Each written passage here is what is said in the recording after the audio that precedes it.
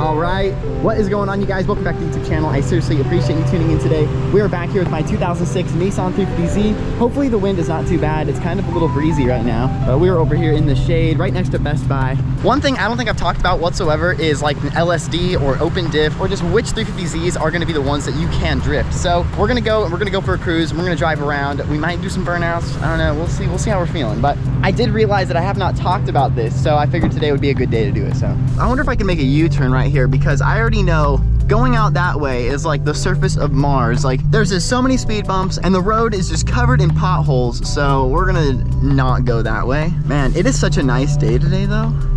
Let's drive by Best Buy.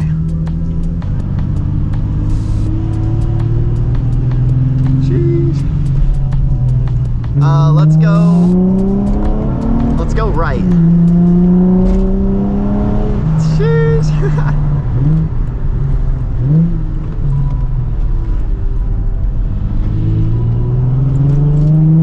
LSDs, limited slip differentials, viscous limited slip differentials, open differentials. Like, what is it? There's so many. What is going to be the best for drifting, honestly? All right, I had to double check my stats, but so basically every base model 350Z, no matter automatic or manual, has an open differential. And open differential means there's going to be no locking up whatsoever. Sometimes in a straight line, you can get it to lock up. If you're doing like a burnout or something, you can get some nice 11s going down the road, even with the open differential. But I will say, as soon as the wheel starts to turn at all, the car like knows that it's starting to turn, so it slows the inside wheel down every time. So pretty much every single Nissan 350Z from 03 to 08 that had a manual or an automatic transmission that wasn't a base model, either a touring, an enthusiast, or the track edition, they all came with VLSDs, or it's called a viscous LSD. So the main reason of this video is I wanted to talk about which differential or which 350Z that you probably should go for, depending on if you're going to be drifting the car, or you're going to be tracking the car, or you're just going to be daily driving the car. And there's really three different types of LSDs that are going to cover everything. So you have the open differential, then you have a VLSD, which has like fluid inside the differential. Oh man, a water bottle casing, are you serious? I'm not hitting that, I refuse.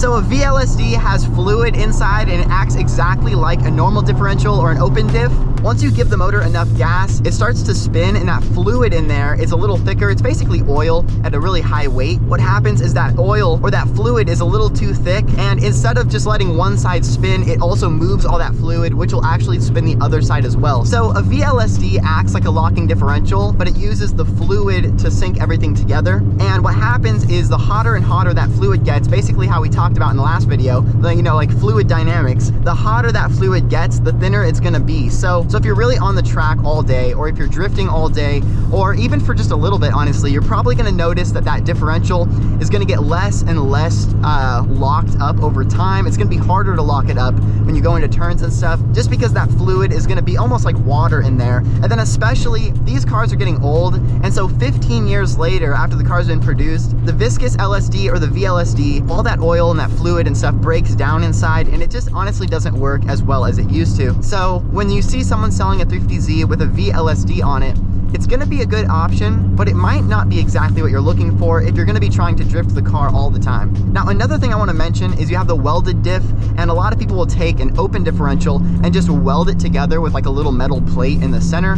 And honestly, that is probably going to work the best. Pretty much annihilates your daily driving capabilities though. Like most people can, I mean, you can do it, but when you turn, your wheels, I mean, naturally, your inside wheel's always going to want to turn a little bit slower than the outside wheel, just because, you know, I mean, imagine two circles, like the inside circle is going to be smaller than the outside circle. So the outside wheel has to spin more times. And if they're locked together, you'll notice like a chirping sound from the inside tire, no matter what direction you're turning, because that wheel is spinning, or it's like hopping to try and match the rotation of the outside wheel. So driving through parking lots and it really slows speeds, having a welded differential makes just like daily life really difficult, but it can be done. It really just depends on how serious of a drifter you'd like to be. One thing I would recommend if you're going to be welding the differential would be to not go with the VLSD and just get the open differential. It's funny because if you go online and you look at all the forums from from my350z.com. Most everything is posted like 10 years ago or 12 years ago. Like it's old information, and I was on there actually this morning looking at some more information about this, and people were talking about how the Open-Diff is the one you don't want. You do not want the Open-Diff. But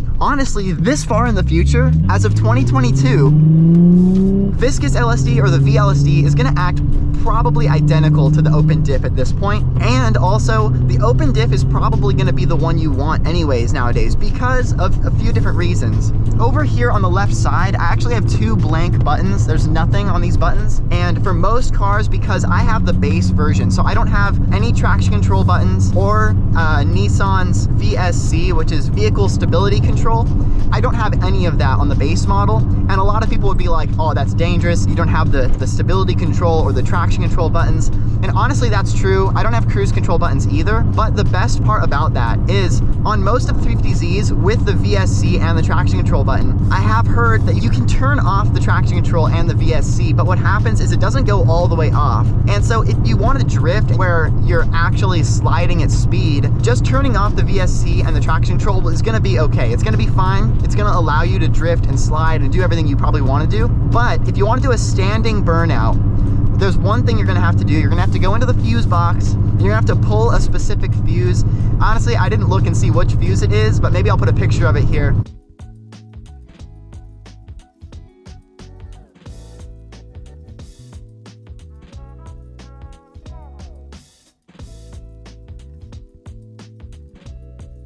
But honestly, if I was going to buy a drift car, like which 350Z would I go for? It's probably going to be the Open-Diff version, just because there's a whole bunch of electronics that are not getting in the way. It's going to be like the most like default general version of the car. It still makes 300 horsepower, has a whole bunch of torque, more than enough to get the wheels spinning. If you're looking to actually drift instead of just power sliding, the 350Z is honestly probably going to be able to get that done for you. I know a lot of drift cars you can buy today, and it's just a lot of power sliding. So, and if you're not familiar, drifting is when the wheels start spinning before the apex of the turn, and power sliding is once the wheels start spinning after the apex of the turn. So there is quite a big difference, and I hear them used pretty interchangeably. So personally, the thought of drifting this car scares me just because I love this thing so much, but I could totally imagine myself buying a 350Z as a drift car for the future. Honestly, in 2006, I can't remember exactly what it's called. I think it was the D1 Grand Prix. It was the first time ever someone has actually scored a 100 on the drift lap, and it was in a 350Z. So these are amazing drift cars if you set them up correctly. If you buy cheap parts, they can be really dangerous drift cars. So highly recommend get authentic drift parts. You don't want to cheap out on stuff like this. It's your life at the end of the day. That is the most important thing here. You can buy more 350Zs, but